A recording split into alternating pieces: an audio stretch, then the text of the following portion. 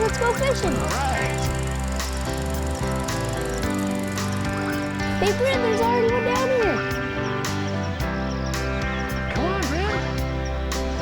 Should we try to catch a fish? Yeah. Okay. Let's see what's down this way. Hi, I'm Bob Jensen. This is Fishing the Midwest. Thanks for stopping by. We're in Yankton, South Dakota. That's the Missouri River. Just upstream a little bit is Lewis and Clark Lake. Lewis and Clark Lake and the Missouri River here near Yankton are full of fish. We're going to be trolling crankbaits for walleyes. Scott Madison has lived in this area almost his entire life. He knows how to catch the fish here. Let's get out and catch some.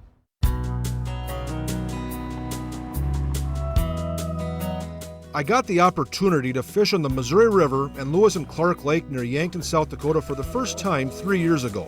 The walleye fishing was tremendous. I couldn't wait to return. Then in the summer of 2011, the Missouri River in that area flooded, really came out of its banks.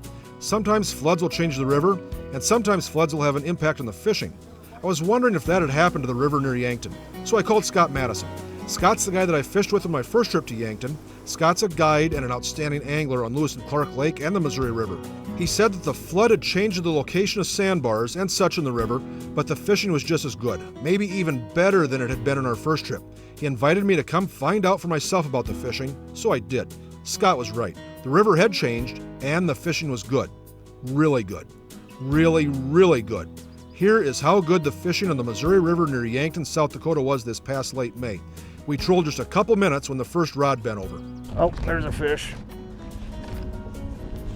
Do you clear this line, Scott? No, I okay? just leave that. That's why we run these front ones shorter than the back ones. Yep. Awful small. This is very small fish. It's a good warm-up. Do you want it in the net or you just want to swing? It's a 6-inch fish. I'd give him 8. 8-inch fish. The first couple walleyes were pretty small. That's the way it goes, and that's a good sign for the future. However, the further we trolled, the bigger they got. This one feels like a little more size. Holler if you need a net, and I'll grab it. I'll let you know. It doesn't feel like a lot more size, but just a little more. It feels like there's some more weight here. Let's be ready at the net, Scott. Get the net? Yeah, what the okay. heck? It doesn't cost much. No, it doesn't. You know? Here he's right here. See him? That's what a better do you got? fish. You get awful. Oh, that's a decent walleye. Nice walleye. Yeah, sure. Absolutely. That's a decent one there, guys. Absolutely. There. Okay, good. He's over. He should get measured. He's real close. I'm not quite sure. You got to measure. You want to measure him first? Have you noticed those rod holders we're using? They're Fulby rod holders, and they're really slick. They're also really strong. You just put the rod in them from the top, and the rod holder closes around it. When you want to take it out, you lift straight up. These rod holders are more fisherman friendly than any rod holder I've ever used. This is a good bite we're on. When we come back, we'll catch some more. Stay tuned. Fishing the Midwest is presented by Bionic Line. Your fish, your line. Beautiful Cabotogama Lake, gateway to Voyageurs National Park. Evinrude E-Tech, 300 hours, no dealer scheduled maintenance. Nature's Fury, all the vitamins, more juice.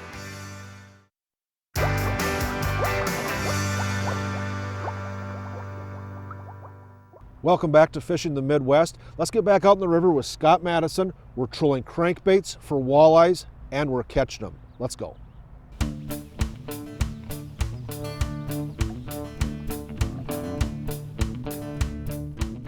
We continued upstream, and the fish kept eating our crankbaits.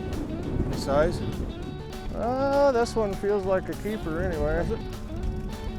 You want me to keep the boat straight or anything? I can handle it, I think. You've done this Right before? here. So I don't lose him. Yeah, this one's a decent fish. If it's Close? He's staying down, isn't he?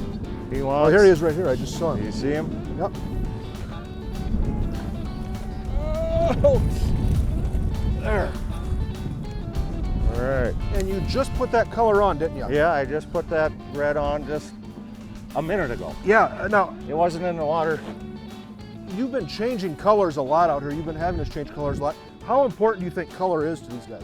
Important some days, not so important others. Some days color is all the everything. The other day it was a black and silver. If you didn't have a black and silver on, you wouldn't catch a fish. There's been days it's red, some days it's blue, some days it don't matter. You know, then when they're really hungry, it really doesn't matter. They'll eat anything. But Yeah, he's definitely past 15. Color can be an important consideration. Here's how Scott fine-tunes his color selection.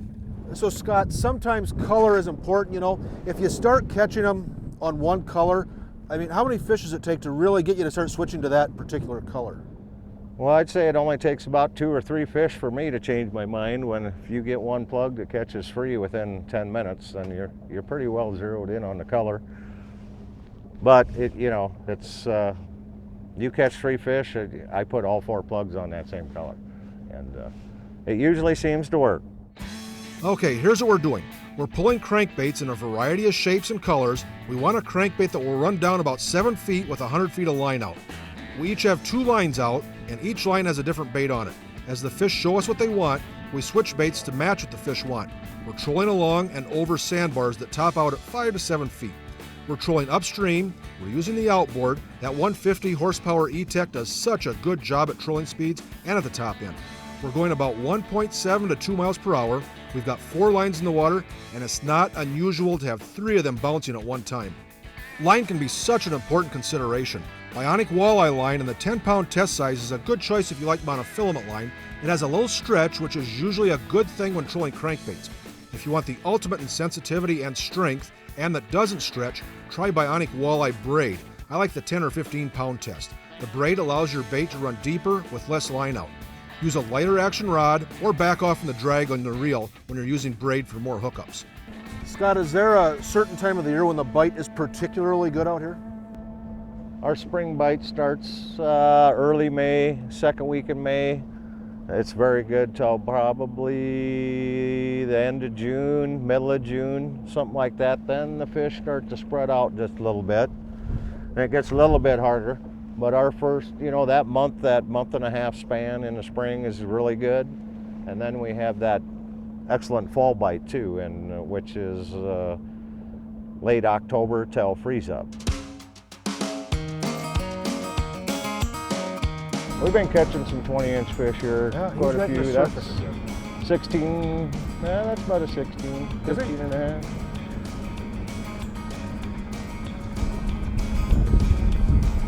I don't want to You're just going to lift that one? Yeah, He isn't very big. Oh, he's over your line. How do we? Oh, okay, here. You got him.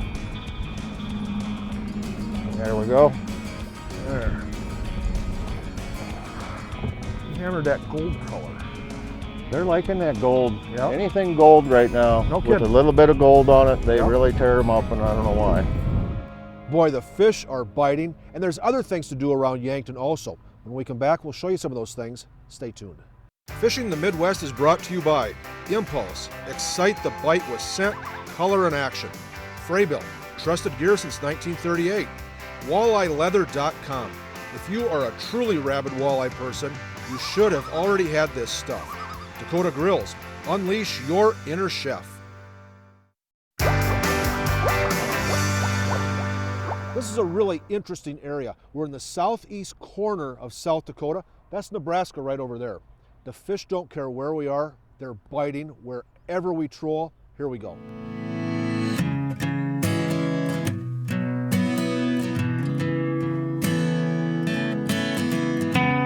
This is the deal. When you're trolling these crankbaits, you're going to get bit. You just are. The thing is, you never know what it's going to be. There's a good chance it'll be a walleye or a sauger, but it could be a catfish or a bass or a sheep's head. You just never know, and that's okay. It's just fun to have something pulling back. And fish pulling back is why we go fishing. Today, they're really pulling back. This one feels pretty good, Scott. Pretty good one. Okay, we're going to slow her down. I'm just going to put it in idle. He whacked. How deep was he, Scott? 7 foot right there. 7 foot 2 inches, I guess. Ooh, I got one too. Here you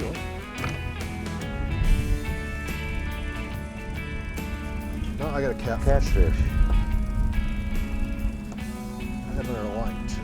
Oh, I got another one on this other rod. Somebody wants to take. Did you really? Yeah, we got a triple going. We got a triple.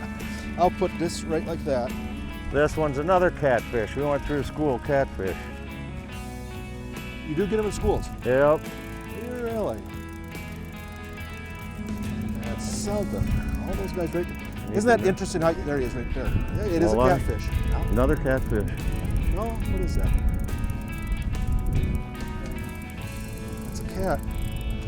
I'll get We went there. through a batch of catfish, I guess. You know, we have enough for a fish fry right here. You know, I mean, in one little group.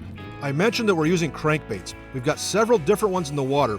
One bait that's really been doing a good job in a wide variety of circumstances is the Salmo Hornet. It's got a unique design and it's available in several sizes. River anglers really like the Hornet. Something new from Salmo that's really caught on fast is the Executor. It's a great walleye shape and it's going to be another winner from Salmo. Business is picking up. The walleyes are getting bigger. See him there? Yep.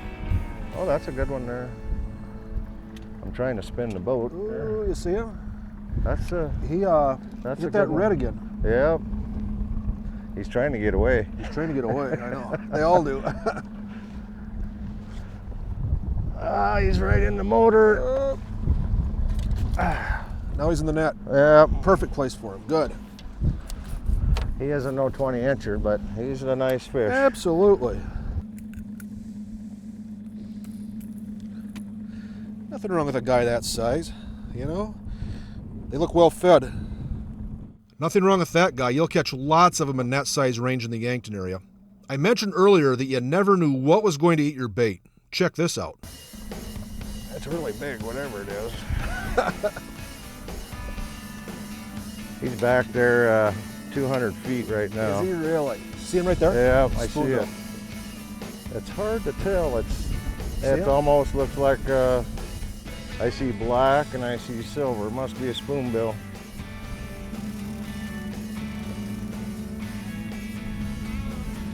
You know how to grab him? I'll tell you what, can you take the rod? I'm going to try to unhook him right here by the boat. I gotta find a pair of pliers here, Andy. Can you lift him in so we can look at him? Oh, sure. You want him in? Okay.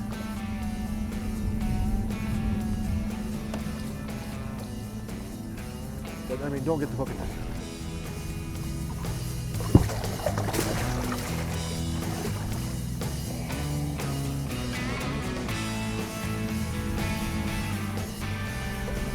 I got to get him by the bill or else Yep. I'll get a hook in Yep. me. Yep.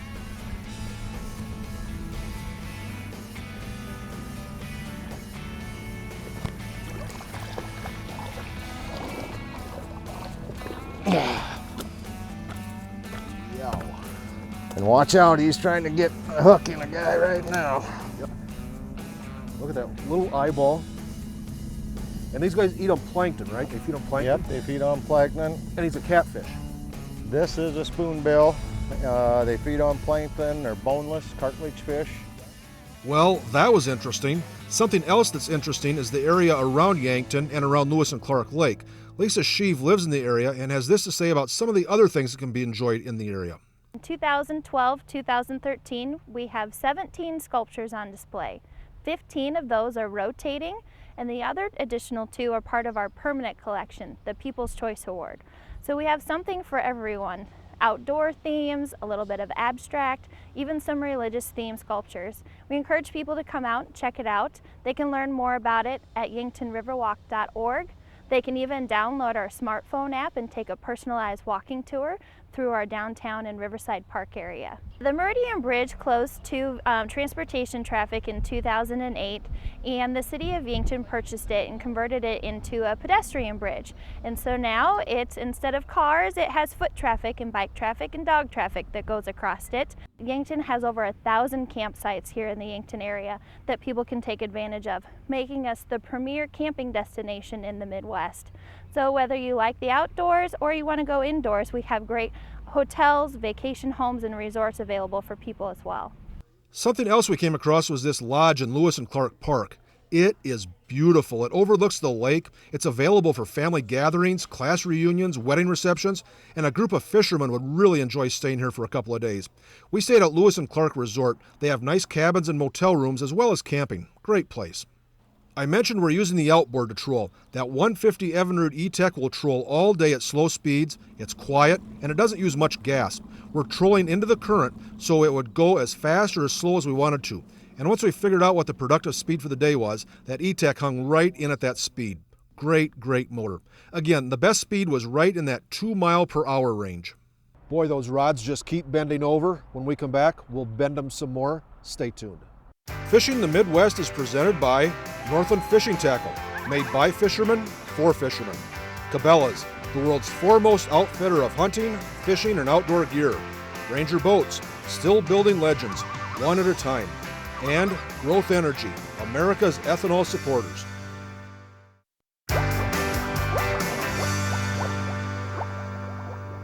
Welcome back to Fishing the Midwest. The action is fast. We don't always know what we're going to catch, but it's always fun. Let's catch some more. We had a couple hours to fish the next morning, so we got back in the river just after the sun came up, and we got into the same thing as we did the day before. A bunch of action from a wide variety of fish. Whiskers bit first. I haven't seen him yet. How close is he? He's staying down, isn't he? Well, stay down. Oh, catfish. You gonna net him? Nah, I'll just drag him in. That's a bigger catfish. Yeah. How big do you get him out here? Well, this is a That's a channel. average size, I would imagine. Is it really? Lots smaller, and they get lots bigger too. Let's make a quick run to Cabela's to check out some crankbaits that you might be interested in. Jim, you and I have been fishing a number of times out here in the river for walleyes with crankbaits. You've been telling me about this Cabela's HDS series of crankbaits. What's HDS? What Cabela's has done is they call it their high definition series, and they've actually taken the image of a real bait fish and been able to transfer it on a lure. This is a perch, and as you can see, it's got a perfect match in color and the bars and everything else. It's got a very realistic eye on it. What's that one called? This is a perch. This is our walleye runner perch. It's the big one. It's the 4.5 incher. And then what's this one? So that's the floating shad, and that's the little one of those. So they come in two sizes. That one in a little about a 1/2 inch bigger than that, and this one comes in this size, a 4.5 inch and a 3.5 incher. And how deep does that one run? Trolled, this will run 28 feet. Wow. Trolled, 6, 7, 8 feet. Cast, a little bit shallower than that, probably 5, 6 feet. So next time you're looking for a walleye crankbait, check out our new HDS crankbaits found in all our Cabela's locations. With colors so real, Mother Nature can't even tell them apart. Great advice, Jim. I always like to stop by Cabela's, whether I need something or not. Cabela's is just a fun place to visit. So is the Yankton, South Dakota area. Let's get back there. And are these mostly fish on sand, or are they on rocks, or what are they on here? They're basically on sand piles here, log piles. That's another walleye I got. Yeah. You're gonna have to lift that one, Bob. I got the net all tangled up here. Okay. Now this is a sawguy, right? Let me see him. He's got the Yep. sauger markings, but he's got Yep. the white tail. Yes, sir.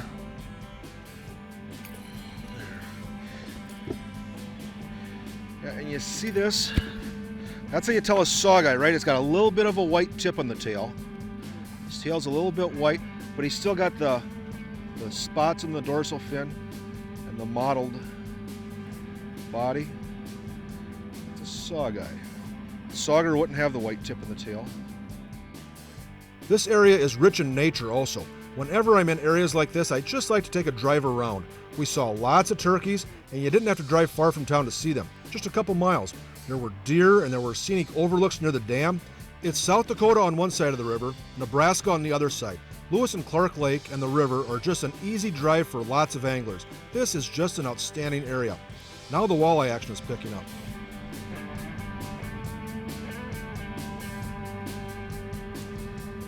Did you see him, Scott? I haven't seen it yet. He was right in the surf. Oh, geez, nice fish. What kind of fish? It's one we want. That's for sure. Oh gosh. Get him beside the boat. It's a nice sawguy. Bring him up a little bit. There you go. That's a saw guy? I think, nope, that's a walleye. I thought it was a saw guy there for a second. Ooh. Yeah. Okay. Whoa. That is a nice and fat. Look how fat he is. Whoa. And you get walleye, sauger, and saw guy. Correct. Do you really? There you go. Lewis and Clark Lake in the Missouri River near Yankton, South Dakota. This area offers so much outstanding fishing for so many species of fish. Scott Madison is the guy to put you on this action. If you're looking to get your fishing pole bent consistently, you'll enjoy this area.